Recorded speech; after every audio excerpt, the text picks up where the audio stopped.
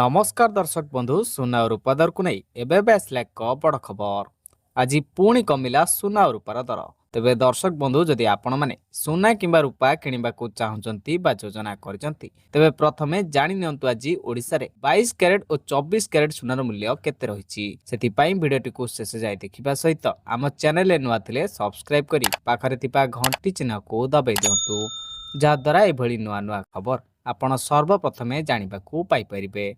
तेबे चलंतु डेर न करी भिडियोटी को स्टार्ट करिबा। दर्शक बंधु आज पुणी कमिला सुना रूपार दर। आज भारतीय बजार रे 24 कैरेट सुनार मूल्य 10 ग्राम को 1,45,970 टंका रहिछि। सेहीपरि 22 कैरेट सुनार मूल्य 10 ग्राम को 1,33,800 टंका छुईछि। नुआ दिल्ली रे 24 कैरेट सुनार मूल्य 10 ग्राम को 1,46,120 टंका रहिता बेले 22 कैरेट सुनार मूल्य 10 ग्राम को 1,33,950 टंका रहिछि।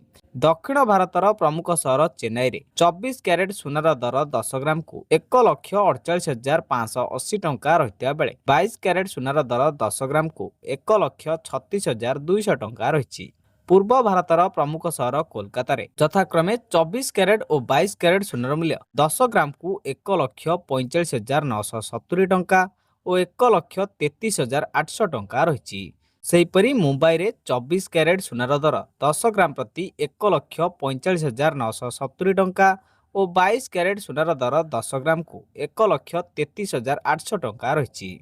सेहीपरि ओडिशार राजधानी भुवनेश्वर रे 24 कैरेट सुनार दर 10 ग्राम पिछा 1,45,970 टंका रहिता बेले 22 कैरेट सुनार दर 10 ग्राम प्रति 1,33,800 टंका रहिछि। अन्यपटे रूपा मूल्य किलो पिछा 2,45,000 टंका होइछि। तेबे दर्शक बंधु एतला सुना और रूपा दर को नहीं किछि लेटेस्ट अपडेट जहां आपण ए वीडियो रे जानिबा को पाइले।